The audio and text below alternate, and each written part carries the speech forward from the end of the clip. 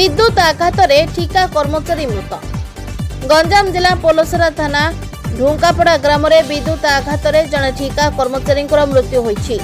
मृतक ढुंकापड़ा ग्रामर सुशांत गौड़ होइतिबा बेले ग्रामर नुआसाही रही विद्युत समस्या समाधान लगी सुशांत विद्युत खुंटरे चढ़ी सजाड़ा समय लाइन चार्ज हो जाइथिला। फल से विद्युत आघातर शिकार होई तले पड़ी गुरुतर होइथिले। स्थानीय लोके उद्धार करी पोलसरा गोष्ठी स्वास्थ्य केन्द्र में भर्ती करथिले। एठारे डाक्टर सुशांत को मृत घोषणा करथिबा बेले खबर पाई पुलिस घटनास्थल में पहुंची तदंत चलाइछि। तेबे जणे कर्मचारी विद्युत खुंटरे चढ़ी कार्य करुवा समय किभଳି लाइन चार्ज करागला ताहाकु नै प्रश्न उठिथिबा बेले कार्य रे अवहेला करथिबा कर्मचारी विरोध में दृढ़ कार्यानुष्ठान सह मृतकों परिवार को आर्थिक सहायता जोगाई देबाकु साधारण दाबी होछि। Bureau report JMJ news.